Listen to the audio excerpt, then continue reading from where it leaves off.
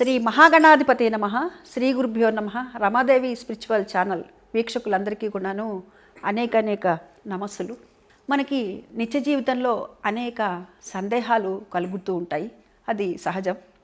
అయితే ముఖ్యంగా మనందరికీ మొట్టమొదటి సందేహం ఏం కలుగుతుందంటే, పూజ చేసేటప్పుడు దీపారాధన విషయంలో మనకి అనేక సందేహాలు కలుగుతూ ఉంటాయి, సహజం.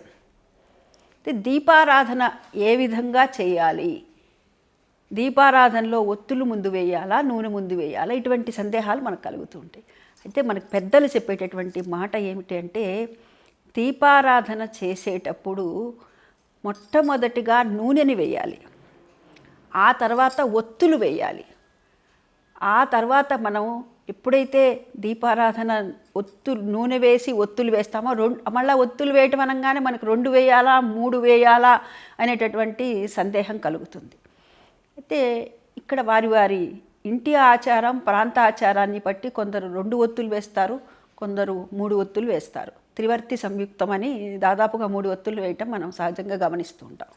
ఇట్లా ఈ ఒత్తులు వేసిన తర్వాత దీపారాధన చేస్తాం. మనం దీపారాధన చేసి ఆ పాట మళ్ళీ వదిలేయకూడదు. అందుకనే మనం దీపారాధనలో నూనె పోసేటప్పుడు కూడాను ఆ నూనెని నిండుగా పోయకూడదు, కొంచెం వెల్తిగా పోయమని చెప్తారు.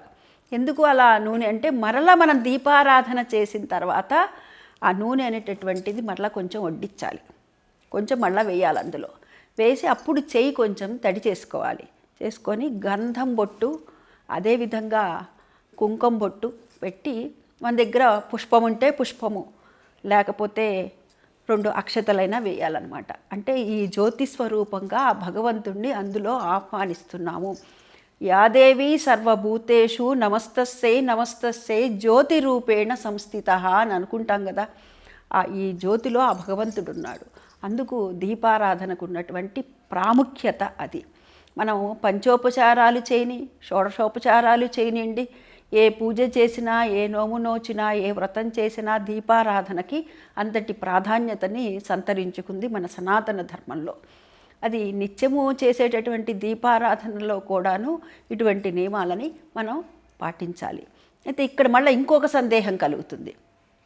ఏమిటి అంటే, మనకి దీపారాధన లోపల భగవంతుడి దగ్గర ముందర చేయాలా, లేకపోతే కనుక తులసి కోట దగ్గర చేయాలా అనేటటువంటిది. తులసి కోట దగ్గరే చేస్తారు ముందర. తులసి కోట దగ్గర ఆడవాళ్ళు చేస్తే, మామూలుగా నిత్యము దేవతార్చన ఏదైతే ఉందో అదంతా కూడా మగవాళ్ళు చేస్తారు కాబట్టి అక్కడ దీపారాధన, లోపల భగవంతుడి దగ్గర దీపారాధన మగవాళ్ళు చేస్తారనమాట. ఇది దీపారాధనకు ఉన్నటువంటి నియమాలు.